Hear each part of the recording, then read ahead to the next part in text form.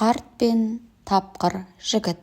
Бір күні бір қарт адам шаһарға барып, қайтып келе жатса, оны бір жас жігіт қуып жетеді. Ол келе жатып: «Ата, жолды қысқартайық» дейді. Қарт: «Жол қалай қысқарады?» дейді. Жігіт болса: «Жолдың қысқаруы оңай, екеуміз бір-бірімізді кезек-кезек арқаласақ болғаны» дейді. Сонда шал ішінен: «Япырмай, мынау бір кесапатты адам болмаса игі еді. Мені қалай арқалайды? Өзін қалай арқаламақшымын?» деп ойлап жауап қайырмайды. Мұнан кейін жігіт те үндемей келе жатады. Пісіп тұрған егінді көріп: «Ата, мына егін сіздің елдікі ме?» дейді. Қарт болса: «Иә» дейді. «Олай болғанда бұл желініп қойған егін бе, желінбеген егін бе?» дейді. Қарт тағы да бетіне бажырайып қарап қояды да: «Япырмай, мынаның бір сөзінен бір сөз сорақы болды-ау, бұл не айтқаны?» деп ойлайды. Жолда бір елге кездеседі. Бұл елдің адамдары дүниеден өткен кісіні жерлеуге апара жатыр екен. Жігіт: «Ата, мына кісі өлген бе, өлмеген бе?» деп сұрайды. Сонда қарт шыдай алмай: «Өлмесе жерлемейді ғой» деп жігіттің бетін қайырып тастайды. Жігіт үндемейді. Олар қабірге бірге барады. Шыққаннан кейін: «Ата, әлгі кісі өлмеген екен» дейді. «Я Құдай, жерлеген адам қалай тірі болады?» дейді қарт ішінен. Күн кеш болады. Екеу қарттың үйіне келеді.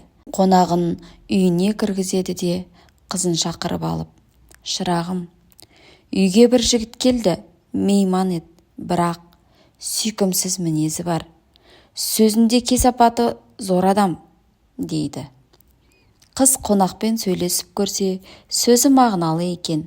Қыз: «Япыр-ау, әкемнің айтқаны осы кісі ме екен?» деген оймен әкесіне келеді де: «Әке, сізбен неше кісі келді?» дейді. Әкесі: «Жалғыз» дейді. «Онда сөзінде кесапаты зор деген адамыңыз осы болса, мұнан қандай кесапат көрдіңіз?» дейді.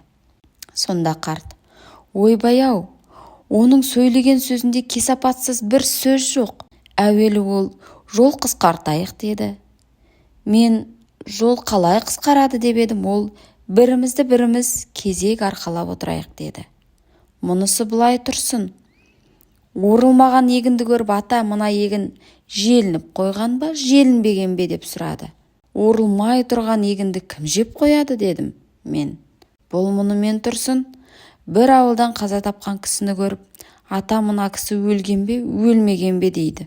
Онан шығып келе жатыр едік, ата, жаңағы адам өлмеген екен деді. Міне, мен оның осындай 4 кесапатты сөзін естідім дейді. Сонда қызы тұрып: «Әке, бұл сөздер зор мағыналы сөздер ғой. Сіз оның айтқан сөзін түсінбеген екенсіз.